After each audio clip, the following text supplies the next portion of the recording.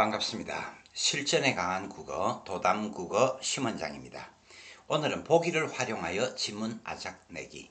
대상 작품은 이호철의 큰산이란 작품입니다. 먼저 문제부터 살펴봅시다.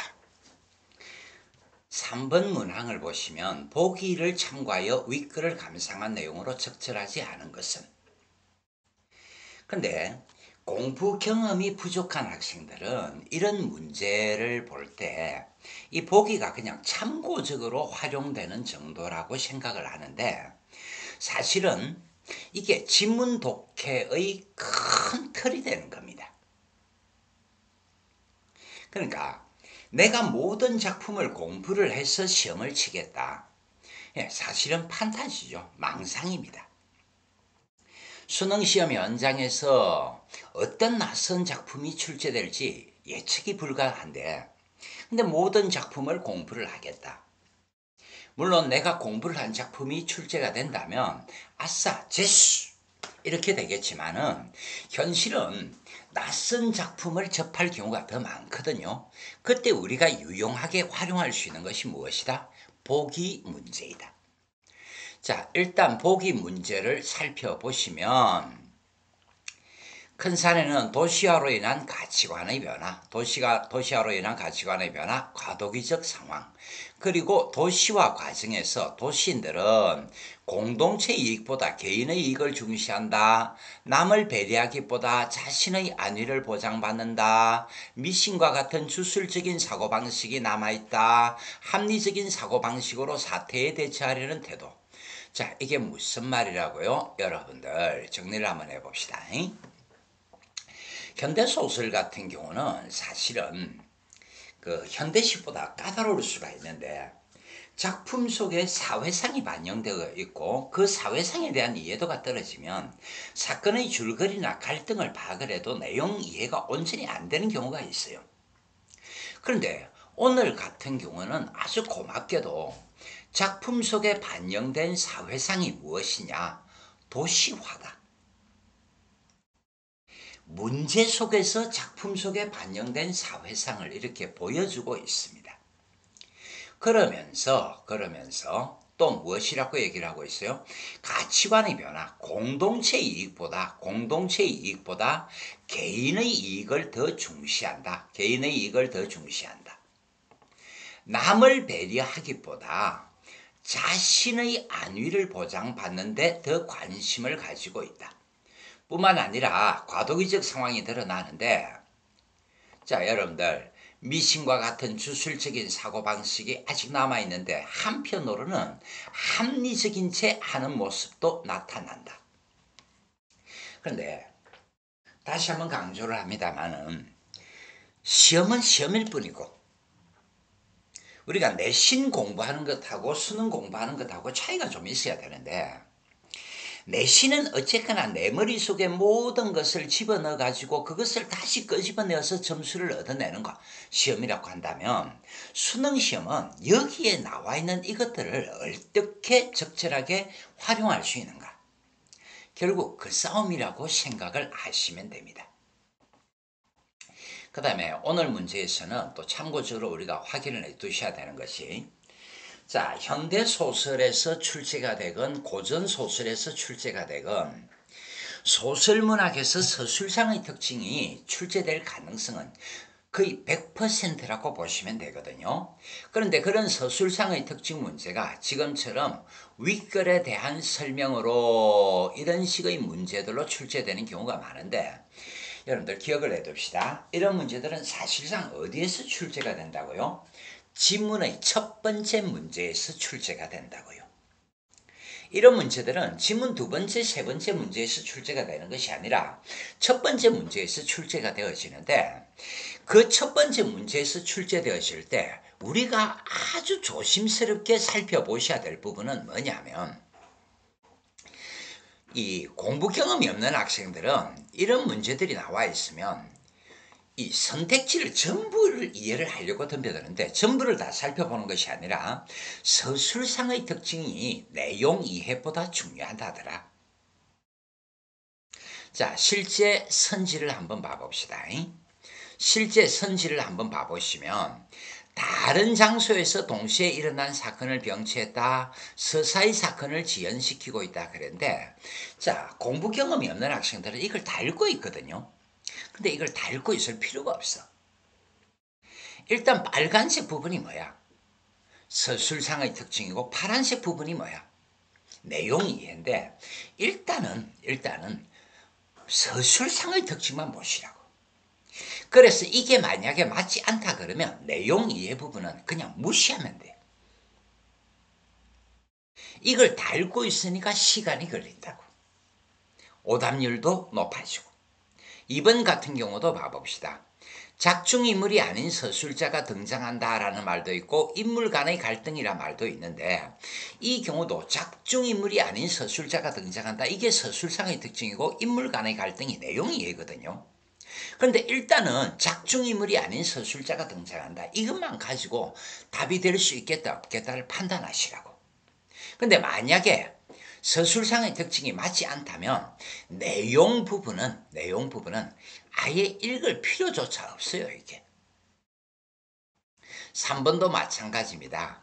연상을 통해 연상 부분이 있는지 없는지만 보시고 이게 없다면 시대 상황의 이념적 성격 이거는 읽을 필요조차 없어. 사건에 개입되지 않은 이의 객관적 관점 이것만 살펴보시고 이것이 없다면 5번도 읽어볼 필요도 없어. 인물의 위선적 면모도 읽어볼 필요도 없어. 5번 같은 경우도 추측을 포함한 요약적 진술이 있는지 없는지만 살펴보시면 됩니다. 그 다음에 여러분들이 공부를 하면서 효율성을 높이기 위해서는 무엇이 필요하냐 그러면 그 유형, 패턴, 자주 출제되는 것이 어떤 것이 있더라라는 걸 알아두시면 좋거든요. 일단 서술상의 특징에서 가장 자주 출제되는 문제는 무엇인데? 여러분들 시점 문제입니다. 시점 문제. 시점 문제입니다.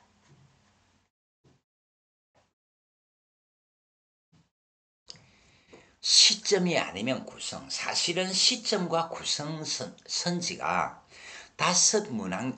선지 5개 중에서 3개, 4개는 그냥 시점 문제라고 보시면 되고 아니면 구성 문제라고 보시면 되고 시점도 아니고 구성도 아니라면 나머지는 선지의 1개 아니면 2개 정도밖에 출제가 안 됩니다. 그 다음에 이 서술상의 특징 문제를 다룰 때 아주 재밌는 게 여기 보면 다른 장소에서 동시에 벌어진 사건을 병치한다. 이런 걸 동시진행법이라고 하는데 실제 그 모의고사 문제를 풀다 보면 이런 동시진행법이 굉장히 자주 출제가 되어지는데 이게 아직 한 번도 정답으로 출제된 적이 없어요. 그러니까 이런 것들은 그냥 무시하면 되는 거예요. 그러니까 또 무시해도 되는 선지가 하나 나와 있네. 이걸 누가 조금 더 빨리 찾아낼 수 있느냐. 그런 것들은 또 학습량이 있으면 좋겠죠. 그 다음에 문제를 살펴보시면 이번 문제 눈 내린 겨울 아침. 오늘 작품 읽을 때 눈 내린 겨울 아침에 대해서는 조금 집중을 해서 읽어라. 그렇게 되어지네요. 자, 그 다음에 우리가 지문을 들어가겠습니다. 자, 인터넷 강의라는 것이 여러분들이 집중력도 떨어질 것이고 많은 시간을 투자하려고 생각하지는 않을 거거든요. 그래서 지문은 간단하게 좀 살펴보겠는데 이 지문 이호철의 큰 산이라는 작품에 대해서 제가 여러분들에게 배경 설명 같은 걸 전혀 하지 않을 겁니다. 작품 줄거리 요약도 하지 않을 겁니다. 대신에 무엇을? 보기만 활용해서 지문을 요약할 수 있는 그런 훈련을 시켜드리도록 하겠습니다. 자, 지문을 보시면 뒤에 알았지만 아침에 그런 날이 일어나고 난 그날 밤에 아내는 자, 아내라는 말이 나오네요. 등장인물이죠. 일단 고전소설, 현대소설 등장인물은 잡아주시면 좋습니다. 우리가 수학에도 정석이라는 것이 있고 바둑에도 정석이라는 것이 있는데 정석을 안다고 해서 이기는 게임을 할 수 있는 건 아닙니다. 대신에 균형을 잡아주고 정도에서 벗어나지 않도록 도와주는 것이 정석이다. 그런데 국어의 정석은, 소설문학의 정석은 일단 등장인물을 잡아주시는 것이 정도에서 벗어나지 않게끔 만들어주는 방법이다. 그래서 아내가 나오고요. 그 다음에 고무신작. 여러분들 어쨌거나 시문학이든 소설문학이든 일단 중심 소재에 집중을 좀 해주시고요. 골목길을 이리저리 기웃거리다가 길가에 아무 집이건 가림이 없이 여느 집 담장으로 휙 던졌던 모양이었다.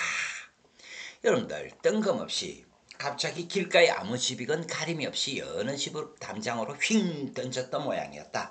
이런 말들 나왔을 때 우리는 당황할 수밖에 없거든요. 이게 뭐지? 그런데 보기를 볼까요? 보기를 보시면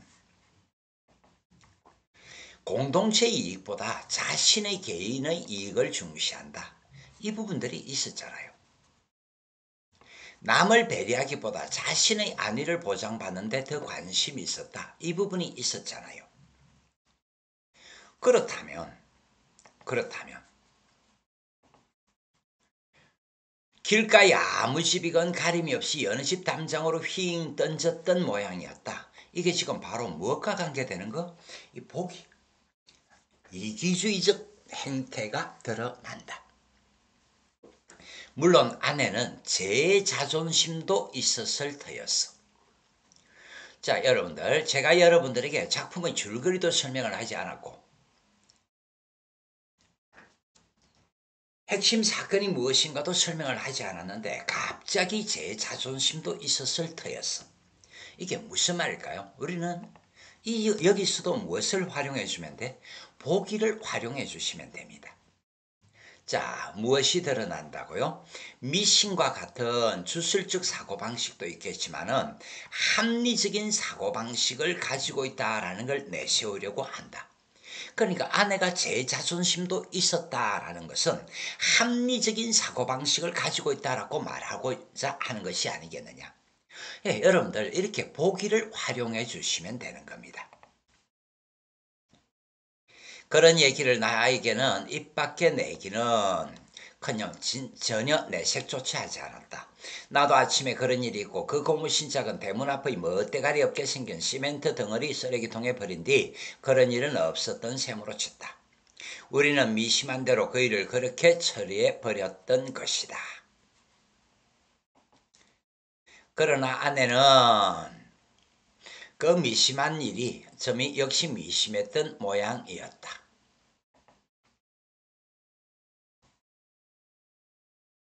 나는 하루 종일 거리로 나와 있었지만 아내는 종일토록 집에만 있었으니까 그 미심한 느낌도 나보다는 훨씬 더했을 것이다. 그렇게 아내는 이미 그 고무신작의 논리, 여러분들 뭐라고요? 고무신작의 논리. 자, 중심 갈등도 몰라, 줄거리도 몰라. 그런데 갑자기 고무신작의 논리, 좀 뜬금없거든요. 그런데 우리는 보기를 봤었잖아. 그 보기의 내용이 뭐냐 하면 미신과 같은 주술적 사고방식이 남아있다. 어쨌거나 점수를 여러분들이 올리는 가장 최선의 방법이 이렇게 보기를 순간 암기를 해두고 있으면 되는 겁니다.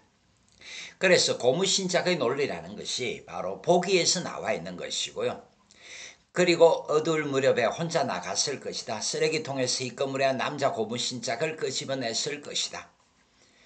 자, 여러분들 혼자 나갔을 것이다. 그 다음에 끄집어냈을 것이다. 골목길을 오르내리며 마땅한 보이는 장소를 물색했을 것이다. 그러다가 아무 집이건 담장 너머로 휙 던져버렸을 것이다. 그렇게 거점으로 액땜을 했다고 버렸을 것이다. 여러분들 이런 것들이 1번 문제에서 아까 우리가 확인했던 것이 서술상의 특징 문제, 현대소설 고전소설 문제에서 서술상의 특징 문제라 출제 가능성이 거의 100%에 가까운데 이런 것들 추측을 통한 지금 이런 부분들 전부 역시 뭡니까? 내가 생각하는 그날 어떤 일이 있었다라는 걸 요약적으로 제시하고 있는 것이 아니겠느냐. 그 다음에 여러분들 중요한 것이 여기에 액땜이란 말이 나오거든요. 액땜. 내가 해석을 할 수 있다. 내가 요약을 할 수 있다. 망상을 버려. 망상. 판타지를 버려. 그럼 우리가 판타지나 망상을 버리고 얻을 수 있는 것은 보기를 활용해주면 역시 무엇이 나와 있었다? 미신과 같은 주술적인 사고방식이 남아있었다. 이런 부분들이 보기를 활용하면 미신과 같은 주술적 사고방식 아니겠느냐. 그 며칠 뒤 정확하게 열흘쯤 지나서였다. 아침에 자리에서 눈을 뜨자 먼저 일어나 밖으로 나갔던 아내가 아빠 눈 왔다 눈 왔어 호들갑을 떨듯이 소리를 질러서 나도 그러고 보니까 앞에서도 나라는 말이 꽉 나와 있었는데 자 소설에서 등장인물들이 나올 때는 잡아주는 것이 국어의 정석이라 그랬습니다. 그런데 나 1인칭 시점이죠. 예, 서술자가 나입니다. 자, 1번 문제 서술상의 특징 문제 이런 것들 가지고 잡아주시면 되고요. 자, 서술상의 특징 문제에서 가장 자주 출제되는 문제가 무엇이다? 시점 문제다. 그래서 이런 것들 잡아주시면 1번 문제를 잡아줄 수 있는 방법이 되는 겁니다. 나도 벌떡 자리에서 일어나 네이 바람으로 달려나갔다. 아내는 뜰 한가운데 파자마 바람으로 싱글벙글 웃고 있었다. 예, 기분이 좋아 보이네요. 수북하게 눈이 와 있었다. 게다가 하늘은 활짝 깨고 해는 금방 떠오를 모양이었다. 밤새 왔던 모양이지요. 그걸 말이라고 하나? 당연하지. 아이 야박스러. 그렇다고 좀 맞장구를 쳐주면 어때요? 나는 합리적인 사람이니까. 예, 합리적인 사람이니까 이치에 닿지 않는 소린 싫거든. 자 여러분들 나왔잖아. 뭐가 나왔어? 줄거리도 몰라, 중심 사건도 몰라, 중심 갈등도 몰라. 그런데 보기에 보면 자 보기에서 어떤 문제가 나와 있었더라고요. 여기 봐보면 합리적인 사고방식으로 사태에 대처하려는 여러분들 자 뭐라고? 나는 합리적인 사람이니까 이치에 닿지 않는 소린 싫거든. 도시화라는 과도기적 상황 속에서 한편으로는 미신과 같은 주술적인 사고방식에 젖어 있으면서 한편으로는 합리적인 사고방식을 하려 한다. 예, 보기 그대로 적용시켜주면 되잖아. 예, 계속 갑니다. 이치 좋아하시네. 아내는 입은 비시시 웃고 눈은 얄팍하게 나를 흘겨보듯 하더니 자시 장난스러운 표정이 되며 말했다. 하늘에 까쁘 구름이 차있다가 가장 빠른 시간 안으로 이렇게 온 하늘이 깨끗이 개어오르면 몇 분이나 걸리는지 알아요? 여러분들 이런 것들은 그냥 무시하면 됩니다. 예, 문제적 상황들이 드러나지 않는 부분들은 빨리 읽어주시면 돼. 나는 잠시 무슨 뜻인지 몰라 뚱하게 아내를 쳐다보았다. 그건 하늘 나름일 테지. 하늘 나름이라뇨. 넓은 하늘도 있고 좁은 하늘도 있지 않겠어? 그건 어쨌든 당신은 아나? 몰라요. 모르니까 묻죠. 하고 아내는 낭낭한 목소리로 한바탕 웃었다. 그런데 여러분들 뒷부분에서 무엇이 나와? 눈 내린 겨울 아침. 예, 이번 문제에서 지금 이게 초점이라고 얘기를 했습니다. 이제 우리는 집중해야 될 부분이 생겼습니다. 저 낭낭한 웃음, 이 눈 내린 겨울 아침이 훨씬 더 눈 내린 겨울 아침으로 느껴지도록 하고 있는 저 웃음, 또한 저 웃음으로 하여금 더욱더 저 웃음이도록 해주고 있는 이 활짝 겨울은 눈 내린 겨울 아침. 여러분들 이런 것들은 역시 무시해줘도 돼. 왜 무시해줘도 돼? 문제적 상황이 아니거든. 그러나 무엇인가 빠져있다. 나는 문득 고향의 그 큰 산, 뜬금없이 고향의 그 큰 산 떠오르려고 하는 것을 머리를 설레설레 흔들어 지워버렸다. 그런데 고향의 그 큰 산이라는 것은 또 뭘까요? 그랬을 때 보기에 이런 것들이 다 나와있지 사실은. 보기에서 뭐라고 했어? 공동체의 이익보다 공동체를 상징하는 것이 보기에 나와 있었습니다. 그렇다면 고향의 그 큰 산이라는 것은 바로 공동체를 의미하는 것이 되겠고요. 자, 고향의 그 큰 산 공동체.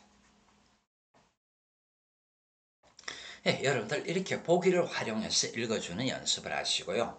떠오르려고 하는 것을 머리를 설레설레 흔들어 지워버렸다. 그러고 보니 비나 눈이 오다가 겨우 오를 때는 되게 바람이 불면서 스름스름 거치는데 어느새 눈 깜짝할 사이에 온 하늘은 활짝 겨있곤 하는 것이었다. 산들 바람이 지나가면서 두꺼운 하늘 한복판에 파란 구멍 하나가 깊숙하게 뻥 뚫렸다 싶으면 스름스름 구름이 날아간다. 자, 이런 것들 그냥 어떻게 해주면 돼? 무시해주면 돼. 왜 무시해주면 돼? 문제적 상황이 없어. 다음 순간 눈 깜짝할 사이에 어느새 온 하늘은 끝까지 활짝 겨있곤 한다. 그렇다. 늘 어느새다. 어느새라는 낱말 하나로 간단히 처리되지만 여러분들 이런 거 무시하면 돼. 왜? 보기와 관계가 없고 문제적 상황과 관계가 없어. 간단히 처리 안 될 수도 없기에 그렇게 어느새다. 하늘 끝에서 끝까지 완전히 겨우르는 그 과정을 처음부터 끝까지 완벽하게 지켜본 사람이 있을까? 온 하늘의 구름 조각 하나하나가 한꺼번에 쓰러져가는 것을 완전히 본 사람이 있을까?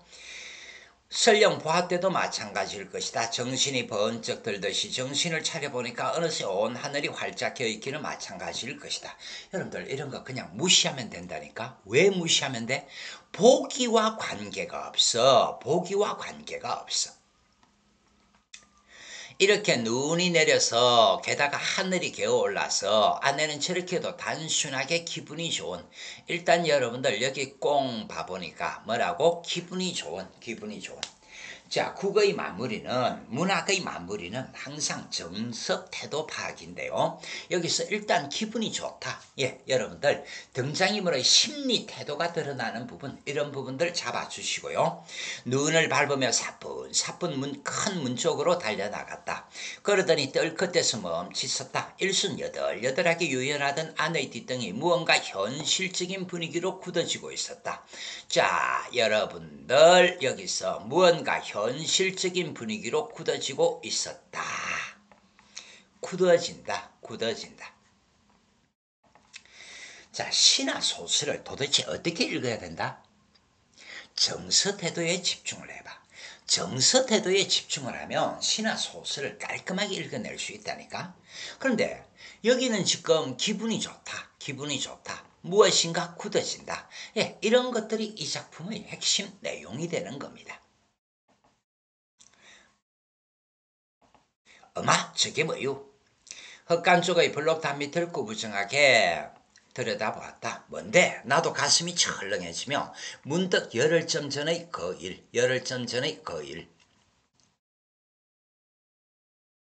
근데 여러분들 항상 우리가 디폴트 값, 기준값을 가지고 있어야 되는데 그 디폴트 값이 뭐라고요? 문학작품은 일단 소재를 생각을 해봐. 그럼 고무신작이 중심 소재였잖아, 앞부분에서. 그럼 열흘쯤 전의 그 일이라는 것도 고무신작과 관계되는 것이다. 중심 소재 떠올려 주시고요. 그쪽으로 급하게 다가갔다. 동시에 좀 전에 그 환하던 겨울 아침은 때뜸 우리들 사이에서 음산한 분위기, 여러분들 환하던 겨울 아침 음산한 분위기, 이런 것들이 무엇과 관계되지? 정서 태도와 관계가 되기 때문에 이런 것들이 중요한 거예요. 정서 태도와 관계되기 때문에 이런 것들이 중요한 거예요. 고무신작이에요. 또 그 고무신작, 여러분들 중심 소재가 다시 나오고 있습니다. 아내의 목소리는 완연히 떨고 있었다. 심리 태도죠. 거의 헐떡거리듯 하였다. 심리 태도죠. 맞다, 그 고무신작이었다. 그 하얗게 씻은 남자 고무신작. 자, 여러분들에게 말씀드리는 것, 식은 산문문학이건 문학작품에서 우리가 집중을 해야 되고 요약을 해야 되고 완성을 해야 되는 부분, 마무리를 해야 되는 부분은 항상 정서태도. 환하게 느껴졌다, 음산하게 느껴졌다, 떨고 있었다, 헐떡거리듯 하였다, 이런 정서태도에 집중을 해주시면 생각보다 작품이 쉽게 정리가 되어집니다. 나는 마치 머릿속에서 아득한 맨 끝머리에 정스런 깊고 빈 들판이 있다가 그것이 또 확 열려 들어오는 공포 속으로. 여러분들 이런 부분들도 전부 다 뭐라고요? 심리 태도죠. 근데 도대체 아득한 맨 끝머리에 정스런 깊고 긴 들판이 있다가 확 열려오는 듯한 공포 속으로 휘어감겼다. 도대체 뭘 얘기하는 거지? 여기서도 우리가 활용해야 하는 것은 뭐야? 보기 문제죠. 여러분들 보기에서 어떤 말들이 제시가 되었더라? 자, 지금 이 부분이잖아. 이 부분.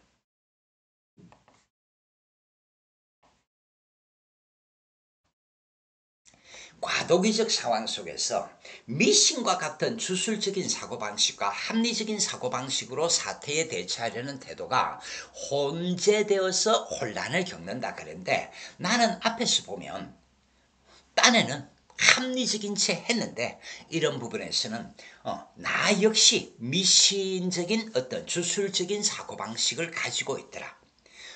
그래서 이런 것들이 산업화, 근대화, 도시화가 진행되던 우리 도시민들의 삶의 모습 아니겠느냐. 예, 정리를 해봅시다. 자, 제가 여러분들에게 보여드리고 싶은 것은 무엇입니까?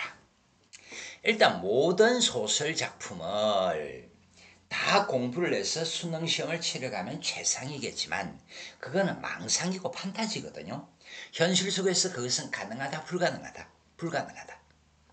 그렇다면 우리가 소설의 줄거리도 몰라, 핵심 사건도 몰라, 중심 갈등도 몰라. 그런데 점수는 받아야 돼. 어떻게 점수를 받아? 보기를 활용해서 지문을 읽어라. 예, 오늘은 그런 문제 연습을 한 겁니다. 자, 1번 문제. 1번 문제. 지금 여기 보니까 무엇이 다루어지고 있어요? 첫 번째 문제에서 설명을 묻고 있는데, 이런 것들은 서술상의 특징인데, 서술상의 특징 문제는 일단 서술상의 특징 문제는 내용 이해보다는 서술상의 특징을 먼저 봐라.